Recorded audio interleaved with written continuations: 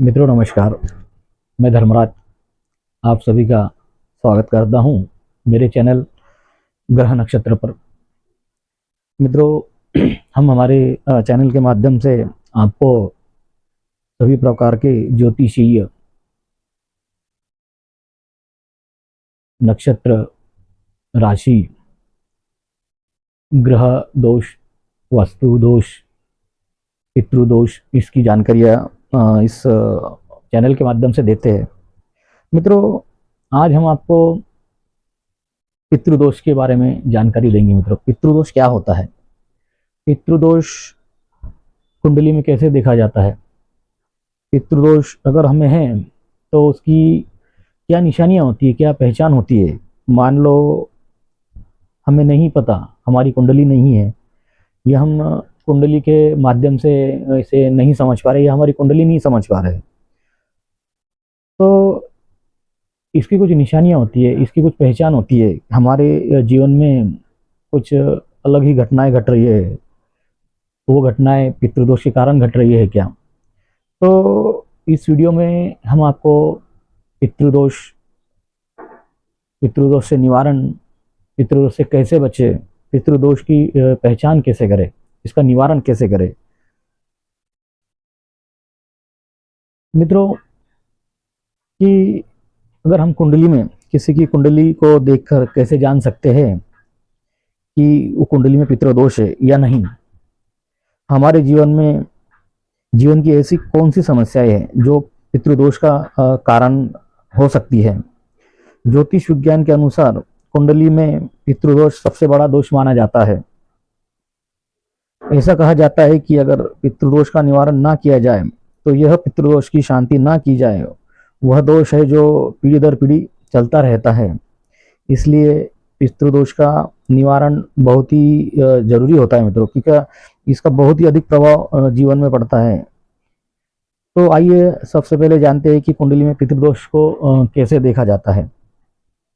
अगर किसी व्यक्ति की कुंडली में द्वितीय भाव जो कि हमारे कुटुंब का भाव होता है, चतुर्थ भाव जो कि हमारे परिवार का चुनाव होता है, भाव होता है, पंचम भाव जो कि हमारे जीवन के लक्ष्यों का भाव होता है, हमारे संतान का भाव होता है, हमारे संबंधों का भाव होता है मित्रों, सप्तम भाव जो कि हमारे पार्टनर का भाव होता है, हमारे जीवन साथी का भाव होता है, और नवम भाव जो कि हमारे पिता का भाव होता है, हमारे पूर्वजों का भाव होता है, और दशम भाव जो कि हमारे कर्मों का भाव होता है। तो मित्रों अगर कुंडली में द्वितीय, चतुर्थ, पंचम, सप्तम, नवम और दशम भाव, इस भाव में सूर्य ग्रह और शनि ग्रह एक साथ अगर बैठे हुए हैं या उनके दृष्टि संबंध बन रहा है, तो दोनों ही युति हो तो इस तरह की चीज़ों को कुंडली में अगर दिखाई देती है तो यह स्पष्ट रूप से पितृदोष कहा जाता है मित्रों। अगर इन्हीं भावों में सूर्य और शनि के साथ में राहु का भी संबंध बन रहा है तो मित्रों यह भी पितृदोष और उसका भी प्रभावशाली माना जाता है, ज़्यादा ही प्रभावशाली इसमें देखा जाता है मित्रों। कुंडली में अगर नवम भाव जो होता है वो हमारे पितरों का भाव होता है मित्रों। पितृ मतलब हमारे पूर्वज जो हमारे बीच में अब नहीं रहे, जो जा चुके हैं, गुजर चुके हैं, उन्हें हमें हमारे पूर्वज के भाव वो नवम भाव में देखा करते हैं। किसी भी रूप से किसी भी क्रूर ग्रह से प्रभावित है या राहु और शनि ग्रह से ये भाव प्रभावित है, नवम भाव राशि का जो स्वामी है वो भी अगर शनि और सूर्य और राहु से प्रभावित है तो भी पितृदोष कहा जाता है मित्रों। नवम भाव जो होता है मित्रों, तो इन ग्रहों से अगर ये जो भाव अगर प्रभावित होता है तो भी पितृदोष ऐसे माना जाता है मित्रों। लगन भाव जो हमारा लग्न होता है, लग्न भाव का स्वामी अगर छठे भाव में, अष्टम भाव में और 12वें भाव में भी जाकर बैठा हो तो भी पितृदोष बन जाता है मित्रों। मित्रों इस तरह कुंडली की यह स्थितियों को देखकर हम समझ सकते हैं कि इस व्यक्ति की कुंडली में पितृदोष दिखाई दे रहा है। अगर किसी व्यक्ति के पास उसकी कुंडली नहीं है या उसको अपने समय का अनुमान नहीं है, समय उनके पास नहीं है, तो ऐसी अवस्था में कुंडलियाँ नहीं बना पाते हैं। तो अगर आपके पास आपकी कुंडली नहीं है या आपको कुंडली देखने का ज्ञान नहीं है तो कुछ ऐसे जीवन की समस्याएं हैं जिनको देखकर हम यह अनुमान लगा सकते हैं कि यह जो कुछ भी घटनाएं हमारे जीवन में हो रही है यह पितृदोष के कारण ही हो रही है क्या।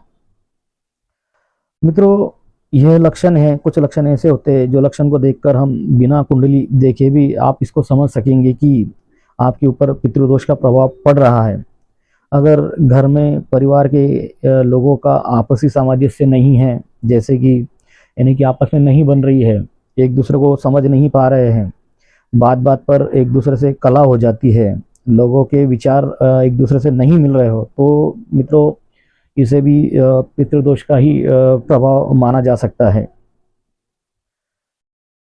मित्रों, पितृदोष का अगर ज़्यादा ही असर पड़ता है तो अगर आपके परिवार में संतान उत्पन्न नहीं हुई है या अगर संतान हुई भी है तो वह मंदबुद्धि है या उसके जीवन में जो वह किसी बीमारी की वजह से कष्ट सह रहा है या बीमारी से ग्रस्त है, तो यह भी पितृदोष का प्रभाव हो सकता है। मित्रों, कई बार गर्भ में ही बच्चों की मृत्यु हो जाती है, यह भी निश्चित तौर पर पितृदोष का ही प्रभाव माना जा सकता है। मित्रों, साथ ही कुछ ऐसी समस्याएं देखी जाती है कि विवाह योग्य हमारे बच्चे हो जाते हैं, उनका विवाह नहीं होता है, सभी गुण संपन्न होने के बाद, पढ़ाई लिखाई सभी बातें अच्छी होने के बाद भी अगर उनका विवाह नहीं हो रहा है, तो मित्रों यह पितृदोष का ही कारण हो सकता है।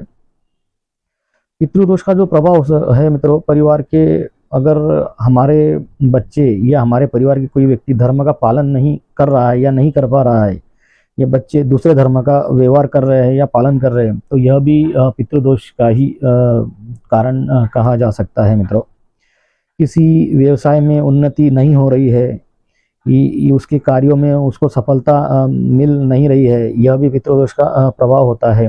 परिवार के किसी भी व्यक्ति की कम आयु में मृत्यु हो जाना या असमय मृत्यु हो जाना या दुर्घटनाग्रस्त हो जाना असमय, इस प्रकार की अगर घटनाएं हमारे परिवार में अगर हो रही है तो यकीन मानिए मित्रों यह पितृदोष का ही कारण हो सकता है। मित्रों,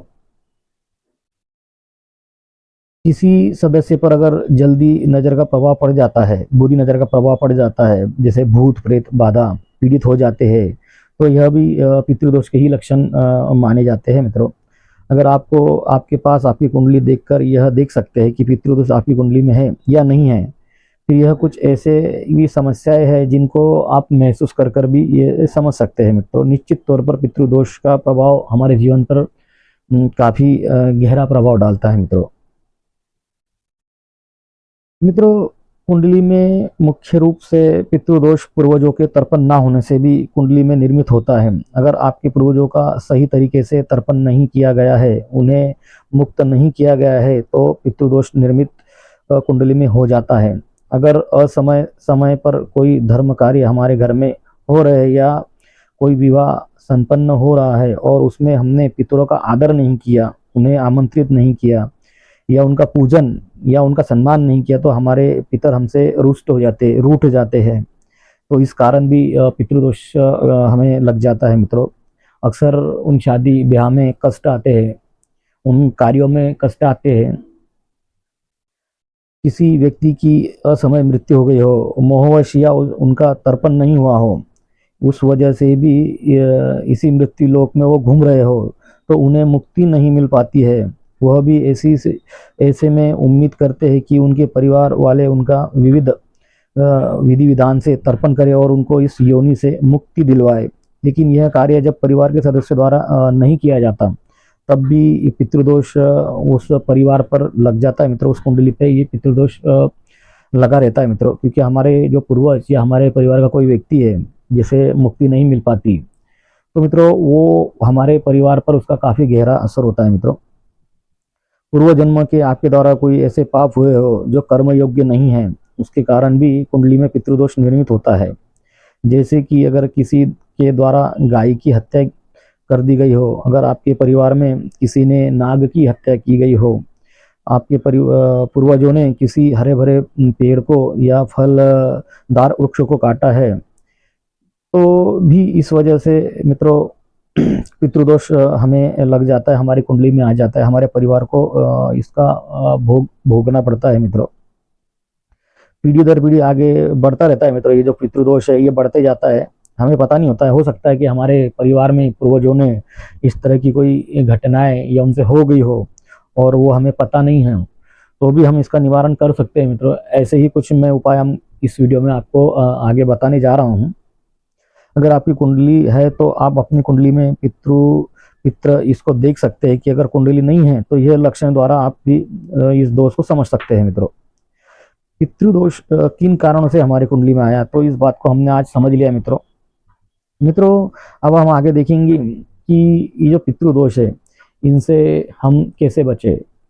एक तो मित्रों पितरों की जो है तर्पण होता है, पूजा पाठ होती है जो ज्योतिषों द्वारा किया जाता है मित्रों।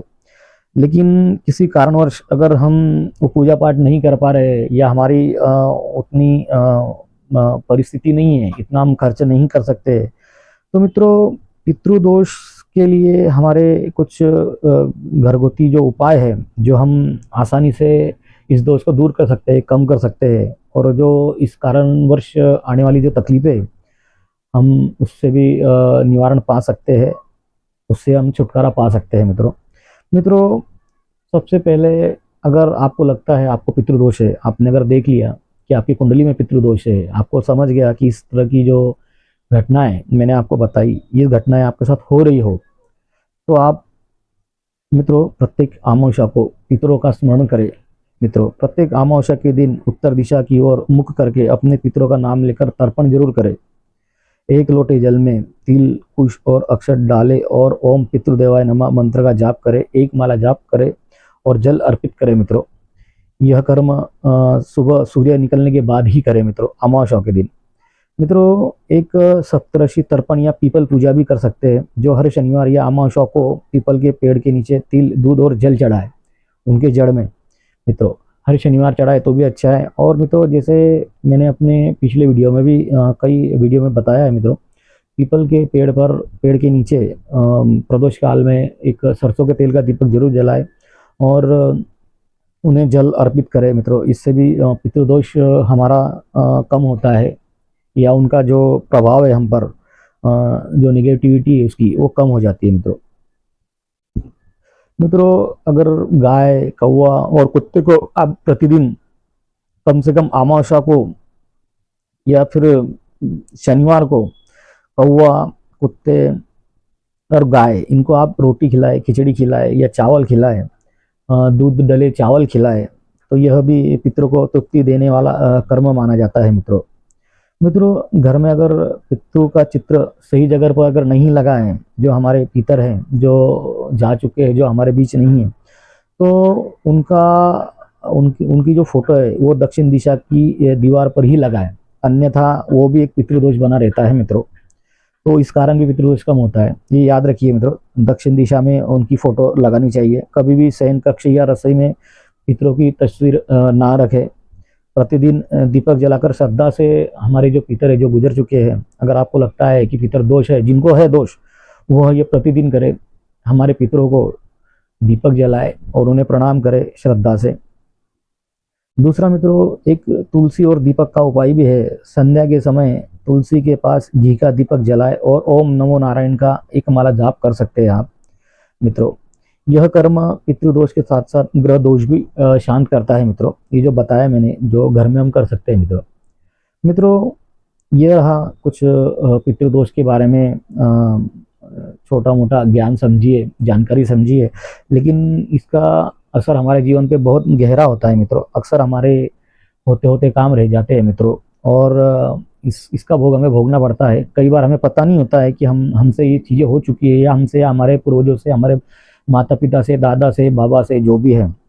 तो अगर ये लक्षण आपको नज़र आ रहे हैं या आपकी कुंडली में आपको समझ रहा है कि पितृदोष है, तो आप ये उपाय कीजिए मित्रों।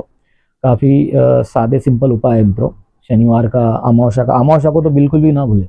अमावस्या को आप तो पीपल की पूजा करें, शाम में उनको दीपक जलाए, सरसों का दीपक या घी का दीपक जलाए, उन्हें जल अर्पित करें। गाय, कुत्ते, कौवों को रोटी, दूध, चावल, खिचड़ी, जो भी आप अपनी सहूलियत से इनकी सेवा करें, तो ये सभी पितृदोष से आप मुक्त हो सकते हैं और अपने घर में खुशी का माहौल, और जो भी बाधाएं आ रही है विवाह में, काम धंधे में, व्यवसाय में, शिक्षण में ये पूर्ण हो सकती है। मित्रों, इसी के साथ मेरा ये वीडियो मैं समाप्त करता हूँ। ये वीडियो अगर आपको पसंद आया हो तो लाइक सब्सक्राइब जरूर करें, शेयर करें। तो मित्रों, मैं धर्मराज आप सभी से विदा लेता हूँ। जय श्री राम। ओम नमः शिवाय।